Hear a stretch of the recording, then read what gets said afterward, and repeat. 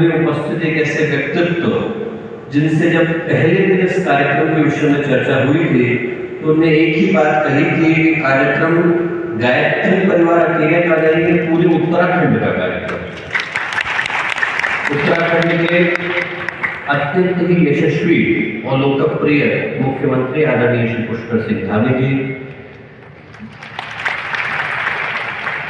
यहाँ उपस्थित एक और ऐसे विशिष्ट व्यक्तित्व जिनके विषय में मैं आपको बताना चाहता हूँ, आदरणीय श्री शेखावत जी, कि उनके सब प्रयासों के कारण सिर्फ एक बार की मुलाकात रही और एक बार की चर्चा रही और बिना किसी औपचारिकता के उनके सब प्रयासों के कारण आज वंदनीय माता जी की शताब्दी मात्र गायत्री परिवार की शताब्दी नहीं रह गई, वो पूरे भारत की शताब्दी बन गई। उन्होंने वंदनीय माता जी की शताब्दी को राष्ट्रीय कैलेंडर का हिस्सा बनाया। इस वर्ष के सितंबर से लेकर अगले वर्ष के सितंबर तक जितने भी राष्ट्रीय कैलेंडर के कार्यक्रम हैं वो वंदनीय माता जी की शताब्दी के साथ समाहित होंगे।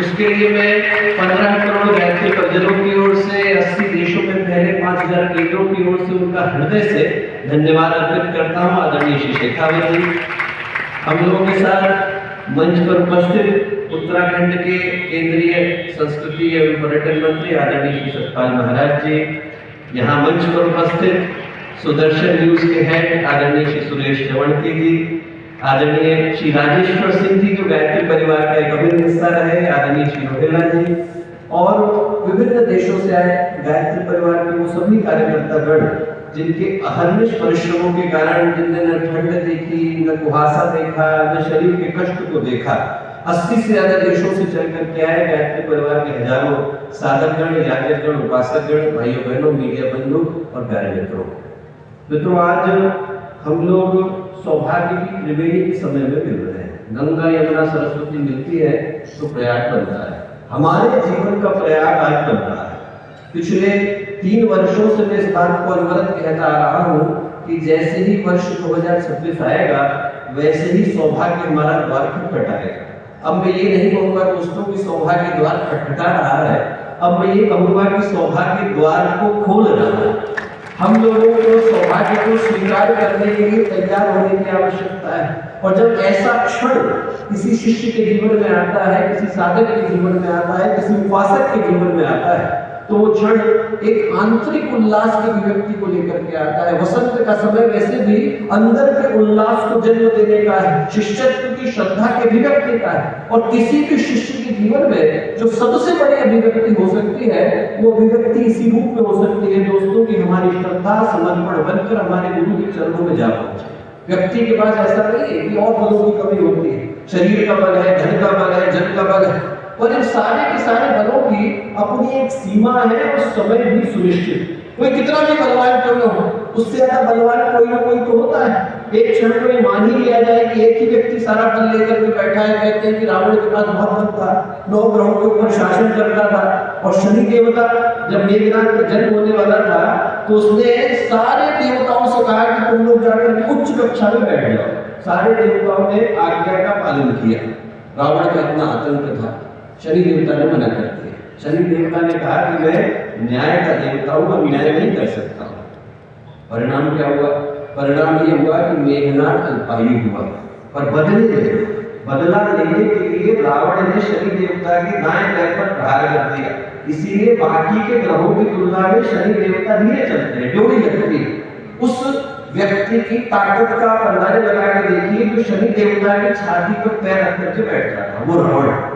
उससे बलशाली कौन? बाली। कांख में दबाकर धरती के परिभ्रमण के लिए चला गया। उससे ज्यादा बलवान कौन? भगवान राम। यहाँ पर हर बलशाली से बलशाली कोई ना कोई है। शरीर का बल कोई कितना भी लेकर के क्यों न बैठा हो, एक न एक दिन तो व्यक्ति थकता ही है। अमरता लिखा करके कोई आया नहीं। शरीर जाता है, संपत्ति जाती है। भगवान सूर्य भी ऊपर चढ़ना है तो मध्याह्न के बाद ढलने के लिए विवश होना पड़ता है। सिर्फ एक शक्ति ऐसी है दोस्तों इस संसार में जिसको हम लोग अभी लेकर के बैठे हैं, जिसको छीन पाने की सामर्थ्य काल के पास भी नहीं है, मृत्यु के पास भी नहीं, और उसका नाम है श्रद्धा। श्रद्धा व्यक्ति के पास हो तो उसको दुनिया की कोई ताकत हरा नहीं सकती, पराजित कर पाने का कोई उपाय नहीं, क्योंकि जिसने अपने को ही खो दिया। उससे आप छीनोगे क्या? जो बूंद सागर में मिल गई वो सागर ही हो जाती है, जो शून्य हो गया वो अनंत हो जाता है। संत कबीर ने लिखा है, प्रेम गली की साकरी जाने दो न समाए, जब मैं था तब हरि नहीं, जब हरि है तब मैं नहीं। जो अपने को लेकर के गया वो भगवान को पाता नहीं है दोस्तों, वही पाता है जो अपने को खो बैठता है। जो खोता है वही भगवान का होता है। हम लोग कहने को बैरागी टापू पर आकर के बैठे हैं, पर ये बैरागी टापू नहीं है, गुरुदेव का खोया पाया विभाग है। यहाँ पर हम अपने को खोने के लिए और उनका होने के लिए आए। जो अपने को खोने के लिए तैयार है वो गुरुदेव का हो जाता है, और वो होने के लिए उस चेतना के साथ भावना की दृष्टि से एकाकार होना जरूरी है, जिसको गुरुदेव ने आज से 100 वर्ष पहले प्रज्वलित किया। गुरुदेव ने जुलाई 88 के अखंड दिन लिखा। लोगों के मन में शंका थी, चिंता थी कि गुरुदेव के जाने के बाद गायत्री परिवार का क्या होगा। गुरुदेव ने कहा कि बेटा, इस शरीर के साकार से निराकार होते ही हम अखंड दीपक की ज्वलंत ज्योति में समा जाएंगे। जिसको हमसे मिलने का मन हो वो अखंड दीपक की चेतना में हमारे दर्शन कर सकता है। अखंड दीपक इस धरती पर गुरुदेव की उपस्थिति का प्रतीक, प्रतिनिधि और प्रमाण है। उनकी स्थूल और सूक्ष्म हर तरह की गतिविधियों का यदि कोई साथी रहा, साक्षी रहा, सहयोगी रहा तो वो अखंड दीपक रहा है। क्योंकि महामानवों की जो यात्राएं होती है वो मात्र स्थूल जगत की नहीं होती, सूक्ष्म की भी होती है। जब महर्षि अरविंद की आत्मकथा श्रीनिवास अय्यर ने लिखी, बात को पांडिचेरी विश्वविद्यालय के कुलपति हुआ करते थे, 2500 पृष्ठों का ग्रंथ है, लिख करके ले गए और उन्होंने महर्षि अरविंद के सामने रखा। तो महर्षि अरविंद ने कहा कि इसके अंदर क्या लिखा है? तो उन्होंने कहा, रोड जो है स्केच। उन्होंने कहा, how did you write it? There is nothing available on the surface. Maharishi Aurobindo बोले, लिखा कैसे? मेरी जिंदगी तो सतह पर बुलंदी नहीं है, जो बाहर घटा है, जो पर्दे के सामने घटा है, वो तो मेरे जीवन का 1% हिस्सा ही घटा है। वैसे ही दोस्तों, हम पूज्य गुरुदेव को भी लौकिक दृष्टि से जानते हैं तो उतना ही जानते हैं जो हमारी आंखों के सामने घटा है, और असली अर्थों में पूज्य गुरुदेव अंतर्यामी माता की वो शक्ति, वो चेतना, वो सत्ता है जो पर्दे के पीछे विद्यमान है। और जो पर्दे के पीछे विद्यमान है दोस्तों, वो व्यक्ति के जीवन की दिशा को बदल पाने की सामर्थ्य सुरक्षित रखते हैं।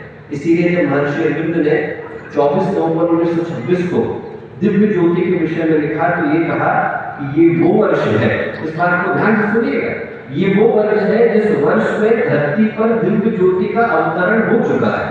This is the year when divine light has descended on the planet. और वो बात आप जरा सोच करके देखिए कि उसी वर्ष की 18 जनवरी को पूज्य गुरुदेव ने अखंड दीपक को प्रज्वलित किया। इशारा किस ओर था? इशारा अखंड दीपक की ओर। और एक और बात को जरा आप ध्यान से सोच करके देखिए, आज तारीख क्या है? 18 जनवरी। गुरुदेव ने दीपक कब जलाया? 18 जनवरी। और जिस दिन इस कार्यक्रम का अंत है वो बसंत पंचमी है।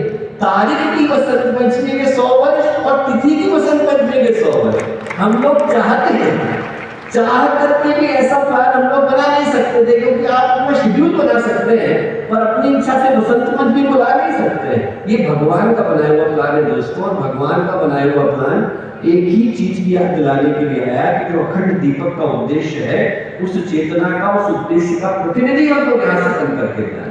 इस संसार के अंधेरे को तो ये बल्ब, ये ट्यूबलाइट, ये हैलोजन दूर कर देते हैं। इंसान के मनों के अंदर जो दे रहा है, इंसान के दिल के अंदर जो दे रहा है, धरती के अंदर, अंतरिक्ष के अंदर, लोगों के घरों के अंदर जो अंधेरा है, उसको दूर करने के लिए हम लोग यहाँ पर आए। और वो जो अंधेरा है वो व्यक्ति को भ्रमित करता है, भूलों की ओर लेकर के जाता है, भ्रांति की ओर लेकर के जाता है। अंधेरा होता है तो क्या होता है? व्यक्ति ने एक पत्थर से टकराता है, कहीं सड़क पर जाके गिरता है, उसमें भूले भी होती है, भ्रांति भी होती है और भय भी होती है।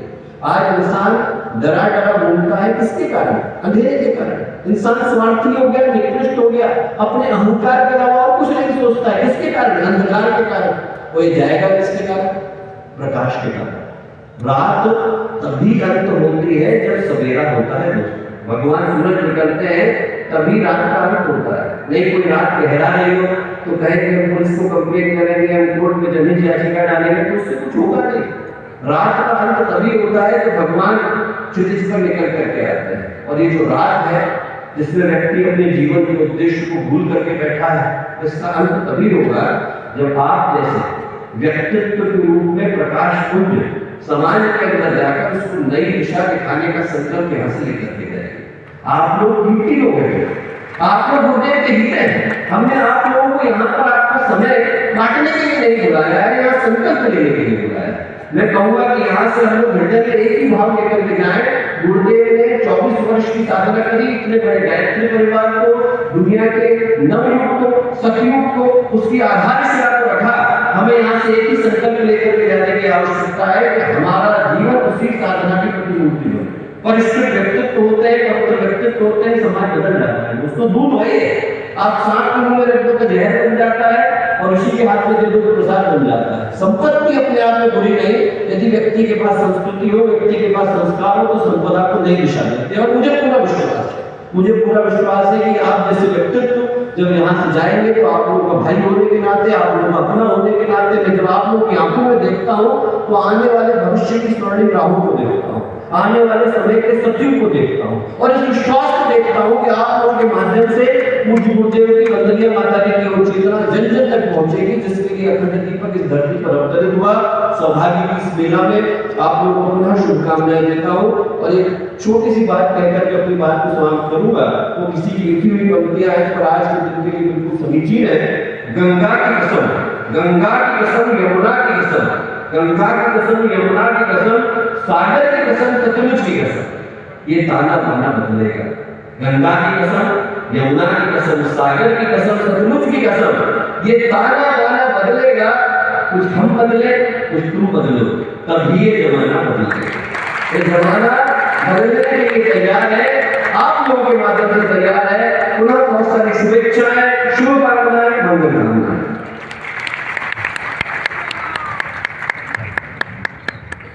परम पूज्य गुरुदेव ने समाज को क्या दिया, एक उदाहरण सामने है। ऐसे व्यक्तित्व, एक एमबीबीएस डॉक्टर, एक एमआरसी साइकियाट्रिस्ट, जब देव संस्कृति, भारतीय संस्कृति, वेदों की बातें करते हैं तो सच्चे अर्थों में आज एक नई पीढ़ी जो गायत्री परिवार से खुद की पहचान जोड़ते जा रही है वो महसूस करती है और गायत्री परिवार के परिजन महसूस करते हैं कि परम पूज्य गुरुदेव की एक ऐसी चेतना उनके माध्यम से संचालित होती है जो जन जन को स्वयं भी प्रेरित करती है। एक बार जोरदार से अभिनंदन और धन्यवाद करते हैं। देव संस्कृति के विजय ज्ञान के ध्वजवाहक के रूप में गुरुदेव के शिष्य हमारे डॉक्टर चंद्र पांडे जी का आज का ऐतिहासिक अवसर और जिस तरह से भारत का भाग्योदय होता हुआ पूरा विश्व देख रहा है, ऋषि संस्कृति और देव संस्कृति का ये देश, और क्या सौभाग्य है कि भारत को जब नेतृत्व देना हो संस्कृति के क्षेत्र में और उस तरफ पर्यटन करने के लिए विश्व भर के लोगों को आमंत्रित करना हो तो वो व्यक्तित्व स्वयं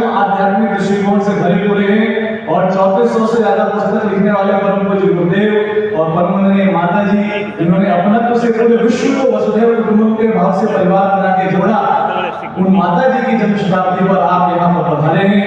अखिल विश्व गायत्री परिवार जोरदार तालियों के माध्यम से आपका स्वागत करते हुए विशिष्ट अतिथि उद्बोधन हेतु मंच पर आमंत्रित कर रहे हैं केंद्रीय संस्कृति एवं पर्यटन मंत्री भारत सरकार आदरणीय श्री गजेंद्र सिंह शेखावत जी का जोरदार तालियों से आपका स्वागत और आमंत्रण।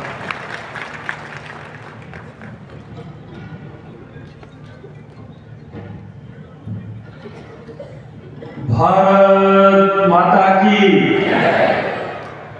भारत माता की। डॉक्टर चिन्मय पांडे जी ने अभी कहा कि भारत के भाग्य का सूर्योदय हो गया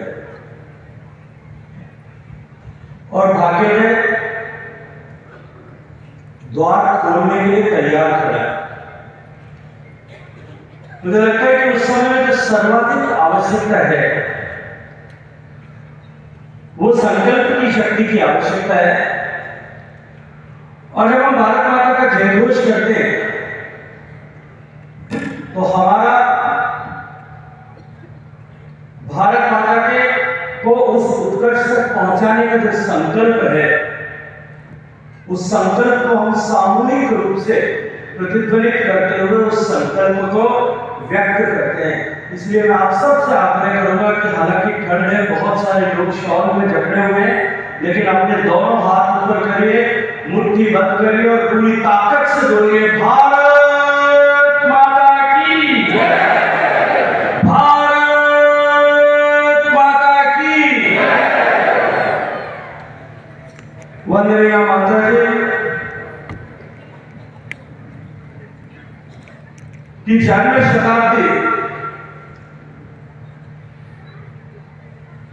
और अखंड ज्योति के प्राकट्य के 100 वर्ष पूरे हुए। परम पूज्य गुरुदेव के तपो यात्रा के 100 वर्ष पूरे हुए इस त्रिवेणी का संगम, और आज मौनी अमावस्या का शुभ दिन, जब लाखों लाखों लोग प्रयागराज की उस त्रिवेणी में श्रद्धा के भाव के साथ में डुबकी लगा करके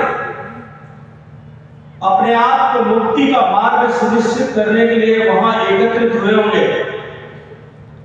मैं मानता हूं कि आज का ये त्रिवेणी संगम यहां हरिद्वार में जितने लोग एकत्रित आए उन सब के लिए भी निश्चित रूप से ज्ञान की ज्योति के माध्यम से मुक्ति का मार्ग प्रशस्त करने वाला है।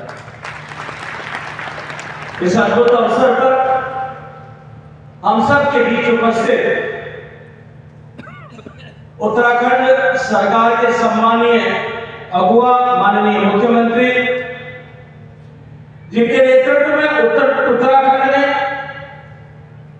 न केवल इंफ्रास्ट्रक्चर का विस्तार किया, अपितु भारतीय संस्कृति की इस हृदय स्थली उत्तराखंड में प्रतिस्थापित करने और पुनः सशक्त करने की दिशा में अद्भुत काम किया है। ऐसे मेरे मित्र छोटे भाई श्री पुष्कर सिंह धामी जी, मंच पर उपस्थित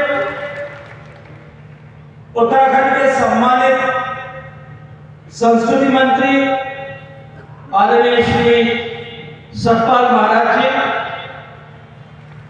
मंच पर उपस्थित मेरे मित्र आदरणीय श्री राजेश्वर सिंह जी, आदरणीय श्री सुरेश चौहान के जी, उत्तराखंड के यशस्वी मंत्री आदरणीय विनय रोहेला जी, इस मंच पर उपस्थित और मंच के सामने बैठे हुए देश भर से आए हुए और दुनिया भर से आए हुए इस परिवार के सभी सम्मानित सदस्यगण, सभी समर्पित कार्यकर्ता, आप सबको मेरा हृदय पूर्वक प्रणाम, आप सबका बहुत बहुत सारी शुभकामनाओं के सहित अभिवादन। मित्रों, आज देवभूमि उत्तराखंड की इस पुण्य धरा पर हम सब लोग मां गंगा के सानिध्य में गायत्री तीर्थ शांति कुंज के इस दिव्य और तपस्या से अभिभूत परिपूर्ण प्रांगण में जब हम सब लोग यहां ऐसे एक दिव्य त्रिवेणी संगम के साक्षी बने, तब आप सब के बीच में आना मेरे लिए न केवल सौभाग्य का विषय है, अपितु आज का यह अवसर मेरे लिए दिव्य स्पंदन को खड़ा करने वाला, जागृत करने वाला ऐसा अद्भुत अवसर है। मित्रों, आज का यह अवसर मात्र जन्म शताब्दी का अवसर नहीं, यह दीन के प्राकट्य का 100 वर्ष पूरे होने का अवसर मात्र नहीं है, अभी तो आज का यह अवसर भारत की संस्कृति की अविरल चेतना में एक ऐसे पड़ाव के रूप में है जहां अतीत, वर्तमान और भविष्य तीनों एक दूसरे से संवाद करते हुए हम सबको दिखाई पड़ते हैं। मित्रों, आज हम सब लोग ध्वजवंदन के साक्षी बने। ध्वजवंदन का साक्षात करना ये किसी संगठन की सामान्य विधि जैसा नहीं है कि किसी कार्यक्रम के अवसर पर हमने ध्वज को, जो हमारे लिए एक आस्था का प्रतीक है, एक श्रद्धा का प्रतीक है, हम सब लोगों को एकीकृत करने वाले एक प्रतीक के रूप में अभी तो हमने एक ऐसे ध्वज का बंधन किया है जो हमारी सभ्यता का जीवंत प्रतीक, इस भारत की हजारों हजार साल की निरंतरता का प्रतीक है। हमने एक ऐसे ध्वज के प्रतीक के रूप में, मन को प्रतीक के रूप में बंधन किया जहां साधना अनुशासन बनाती है और संस्कार चरित्रों का निर्माण करता है।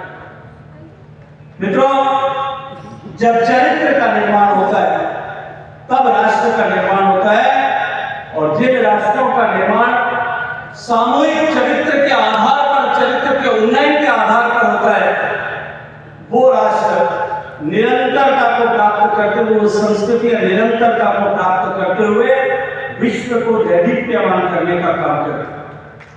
मित्रों, एक बार जिसका वर्णन हम सब ने किया, यह हम सबको यह भी सिखाता है कि सभ्यताएं शब्दों से नहीं बनाती, सभ्यताएं शास्त्रों से नहीं बनती, सभ्यताएं चरित्रों की गहराई और ऊंचाई से जो है वो निर्मित होती है, जागृत होती है और जीवित रहती है। मित्रों, शताब्दी का यह वर्ष जहां हम 3 ऐसे महत्वपूर्ण विषयों की शताब्दी को एक ऐतिहासिक अवसर पर यहाँ एकत्रित आए, ये केवल वर्षों या दिनों की गणना मात्र नहीं है, अपितु तथा ये शताब्दी केवल 100 वर्षों की संख्या की गणना नहीं है, अपितु शताब्दी वो क्षण है जब समाज और साधन अपने आप से इस बात पर प्रश्न करते हैं कि हमने जिन मूल्यों को जिया, हमने जिन आदर्शों को पीढ़ियों तक पहुंचाया, पीढ़ियों तक आगे लेकर के गए, हमने जिस भविष्य को निर्माण करते हुए जिस तरह की धरोहर का निर्माण किया, क्या हम आने वाली पीढ़ी को वर्तमान के चुनौतियों के समय में उस गति के सापेक्ष काम करते हुए आगे ले जाने में सफल हो रहे हैं अथवा नहीं? आज का इस समारोह में मानता हूं कि अतीत का गौरवगान नहीं, अभी श्रद्धेय चिन्मय पांड्या जी ने अपनी बातचीत में जिस तरह से कहा कि आज का ये क्षण जो है, ये अद्भुत क्षण केवल अतीत का स्मरण करने का, उसका गौरवगान करने का क्षण नहीं है, अभी तो भविष्य के लिए मार्गदर्शन लेने और संकल्पबद्ध होकर के इस साधना को और अधिक गति के साथ में साधना में जुट जाने का समय। आज का एक क्षण और भी दुर्लभ इसलिए है क्योंकि हम जानते हैं कि परम पूज्य गुरु जी, जिन्होंने इतने वर्षों तक अपनी दिव्य चेतना से स्थूल शरीर में रहते हुए भी और सूक्ष्म रूप से हम सब के बीच में उपस्थित रहते हुए भी दशकों से न केवल इस भारतीय चेतना को, भारतीय मनीषा को, भारतीय संस्कार पद्धति को, भारत की संस्कार निर्माण की पद्धति को, व्यक्ति को संस्कारित कर, व्यक्ति के माध्यम से परिवार और परिवार के माध्यम से समाज को संस्कारित कर राष्ट्रीय चेतना के उदय का बीड़ा उस समय में उठाया था जब हमारी संस्कृति सबसे कठिन दौर से गुजरी। मित्रों, हजारों सालों तक भारत पर आक्रांताओं ने आक्रमण किया, भारत की इस दिव्य चेतना पर, भारत की इस महान संस्कृति को, इस सभ्यता को मिटाने के प्रयास किए, लेकिन हमारे पूर्वज इतने चरित्रवान, हमारे पूर्वज इतने क्षमतावान, हमारे पूर्वजों ने जौहर करके, शाक्य करके, बलिदान करके, पीढ़ियों तक खपा करके इस महान संस्कृति के दीप को बुझने नहीं दिया, निरंतर दीप्यमान बनाया। लेकिन उसके बाद के कालखंड में अंग्रेज सत्ता ने जिस तरह से सहआशय हमारी सभ्यता को, संस्कृति को ध्वस्त करने के लिए हम सबको अपनी जड़ों से विरक्त करने का काम, जिस तरह से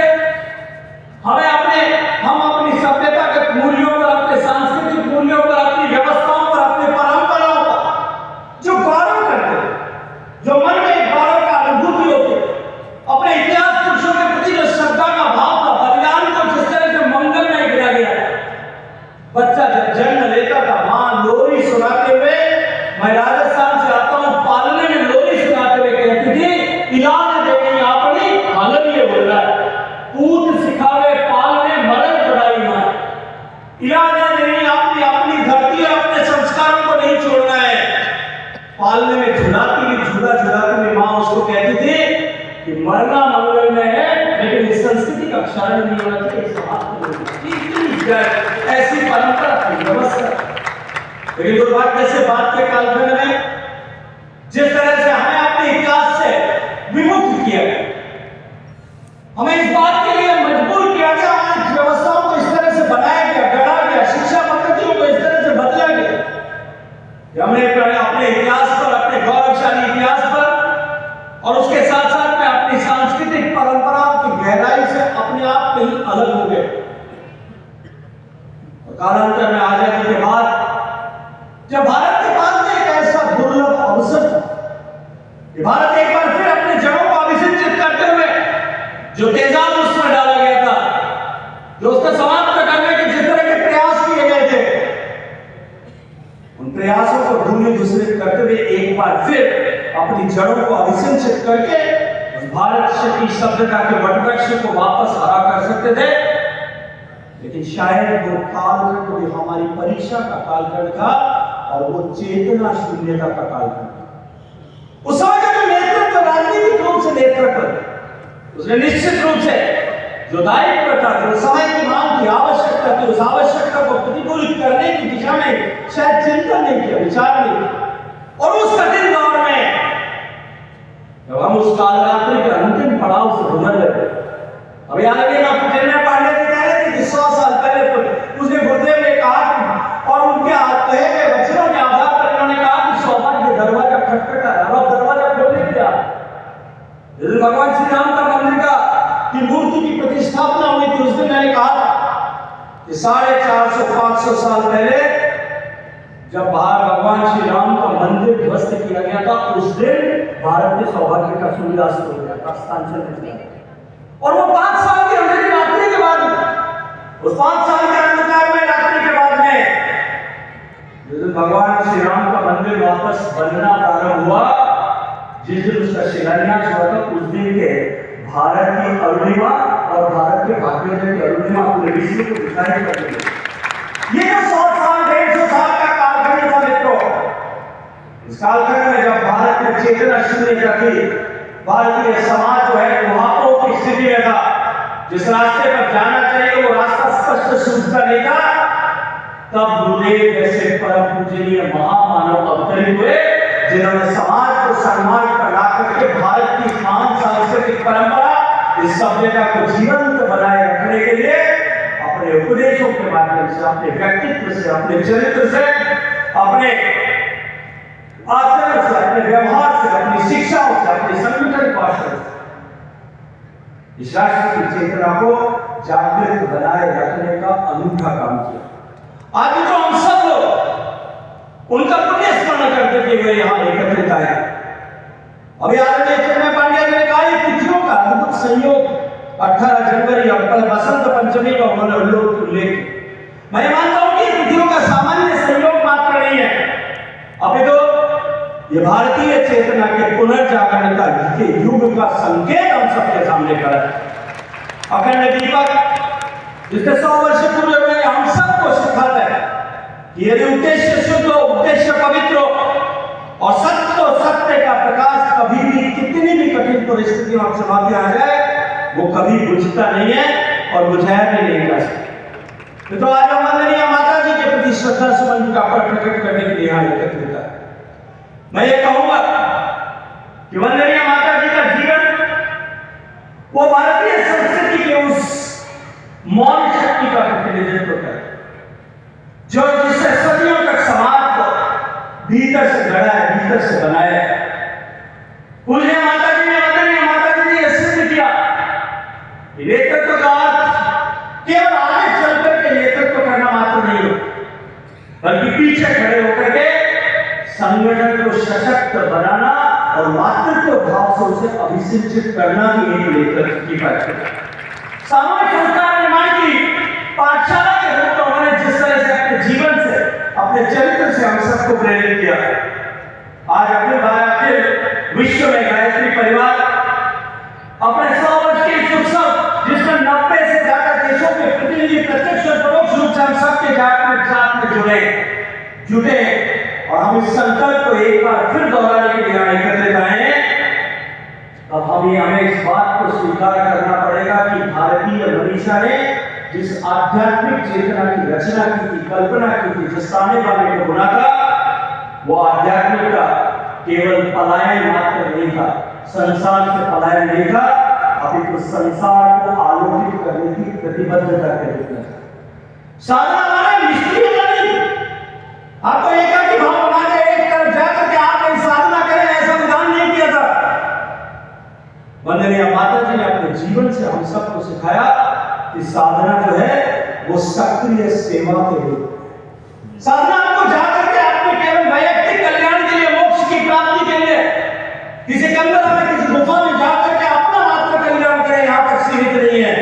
साधना का दूसरा सकल प्रतिरूप जो है वो एक मां के रूप में परिवार, और इतना बड़ा परिवार जिस माता का हो जहां 90 देशों में लाखों लाखों लोग उसे अपनी मां के रूप में पूजित करते हुए, ऐसी मां के परिवार को सम्मान पर रखना और ऐसे मां के परिवार को निरंतर प्रेरित करके सभ्यतागत जो है चेतना को अभिसिंचित करने का दायित्व जिन्होंने अपने कंधों पर लिया, ऐसी वंदनीय माता जी जिन्होंने स्वास्थ्य, शिक्षा, नारी सशक्तिकरण, पर्यावरण संरक्षण, युवा निर्माण, इन सब क्षेत्रों में अपने जीवन से जिस तरह से इस परिवार का मार्गदर्शन किया, हम आज उन सबका उनका वंदन करने के लिए हम सब लोग यहाँ एकत्रित हैं। मित्रों, इस अवसर पर मैं अपनी बात समाप्त करने से पहले कुछ विषय रखना चाहता हूं। हम सब जानते हैं आज का काल ये तकनीकी का काल है। इंटरनेट आने के बाद में और विशेष रूप से आर्टिफिशियल इंटेलिजेंस आने के बाद में आज का काल निश्चित रूप से तकनीकी का समय। आज इस जनरेशन वो चाहे भारत में हो कि भारत से बाहर हो, वो इंफॉर्मेशन से ओवरलोड है। इंफॉर्मेशन उसके साथ में जो है जितनी आवश्यकता उससे ज्यादा है। मुझे स्मरण आता है जब मैं कॉलेज में पढ़कर विश्वविद्यालय में छात्र रहने के नाते जब किसी भी विषय पर कुछ जानकारी प्राप्त करनी होती थी तो हमको एनसाइक्लोपीडिया रेफर करने के लिए, एनसाइक्लोपीडिया ब्रिटानिका रेफर करने के लिए, और मुझे लगता है मंच पर हम जितने लोग बैठे हैं पुष्कर सिंह जी को छोड़कर हम सब लोग एक ही बैठ में, महाराज जी थोड़े हमसे बड़े हों, लेकिन हम मेरे बात ज्यादा समझे थे, मैं नहीं जा रही। उस समय अगर किसी चीज को रेफर करना होता था मात्र एक एनसाइक्लोपीडिया ब्रिटानिका हमारे पास में रास्ता था, जाकर के उसको पढ़ने खुल जाता। और मेरे मन में हमेशा होता था कि जब कभी भी स्वअर्जित धन मेरे पास में होगा, मेरे एनसाइक्लोपीडिया ब्रिटानिका खरीद करके अपने घर में रखूंगा ताकि जब कभी भी जरूरत पड़े मैं उसको पढ़ सकूं। समय निकला, कुछ सालों बाद में जब मैंने काम करना शुरू कर दिया, मैं अपने काम के सिलसिले एक बार विदेश में, और मैं विदेश में जाकर के सुबह वहां अपना रनिंग करने के लिए गया। विदेश में पश्चिमी देशों में हमारे घर में कोई चीज अनुपयुक्त हो जाती है, हम सामान्य हमारी माताएं बहनें उसको संभाल करके कपड़े रख के ऊपर निकाल करके बाहर फेंकने का विधान हमारे, लेकिन वहां किसी वस्तु को यदि आप घर से बाहर आपके घर का टेलीविजन अगर पुराना हो गया, आपको नया लगेगा, आपका कंप्यूटर पुराना हो गया, नया लगेगा, अगर आप उसको डिस्कार्ड करेंगे, उसको अगर बाहर भी रख के फेंकेंगे तो भी आपको शुल्क मिलेगा, पैसा देगा। तो वहां सामान्य क्या है, हमने कुछ नया खरीद लिया, फर्नीचर नया खरीद लिया, टेलीविजन नया खरीद लिया, कोई भी चीज नहीं खरीदी है, किसी व्यक्ति को उपयोग में आ सकती है तो बाहर शनिवार बाहर देश में अलग-अलग दिन के होते हैं, शहरों में होते हैं, वीकेंड पर अपने घर के बाहर टेबल लगा करके बाहर रखते थे, हम देख देते हैं एनी सेटलमेंट करते। मैं सुबह रनिंग करने के लिए जब मैं वहां दौड़ रहा था, दौड़ते घर के बाहर में निगाह पड़ी, एक टेबल पर एनसाइक्लोपीडिया ब्रिटानिका के पूरे 36 वॉल्यूम गाने बाइंड सब रखे हुए थे, और लिखा हुआ था एनी सेटलमेंट। मेरे पाँव में मी सांगते कुछ माहिती और मुझे लगा कि मुझे आपके consider myself as a gentleman, लेकिन ये भारतीय संस्था के उभार के लिए सहयोग से एक छोटे बहन सवाल उसी देश में वहां मैं जाकर बोले जुआ पड़ता ऊपर उन्होंने अपने ड्रावर रूम में एक सीडी निकाल के नदी के ऐसे लेकिन उस वक्त को 20 साल की उसका घटना को 20 साल बीते। अब 20 साल के बाद में आज इंफॉर्मेशन जो है वो आपकी उंगली के टिप पर आपके सबके हाथ में मोबाइल का डब्बा होगा, उसके अंदर सबके पास। और अब तो जमाना आर्टिफिशियल इंटेलिजेंस आने का और भी आगे चला है। अब दुनिया का सारे ज्ञान समेट करके हम एक क्षण में विदिन 10 सेकंड पूरे दुनिया का ज्ञान समेट करके किसी भी विषय पर आकर उसका प्रत्युत्तर आपको तुरंत मिलता है, 10 सेकंड में आपको मिलता है। इसलिए हमको इस बात को मानना पड़ेगा कि आज हमारी पीढ़ी जो है वो निश्चित रूप से हमारी पीढ़ी जो है वो इंफॉर्मेशन के साथ में ओवरलोडेड है। लेकिन इंफॉर्मेशन से ओवरलोडेड और तकनीकी की इस क्षमता के होने के साथ साथ में हमारी आने वाली पीढ़ी विवेक शून्य होती जाएगी। और ऐसे समय में परम पूज्य गुरुदेव का बात वंदनीय माता जी का ये दिया गया संस्कार और हम सबको दिया गया ये मंत्र कि व्यक्ति के निर्माण से समष्टि का निर्माण किया जा सकता है, व्यक्ति के निर्माण से परिवार, परिवार के निर्माण से समाज, समाज के निर्माण से राष्ट्र का निर्माण और राष्ट्र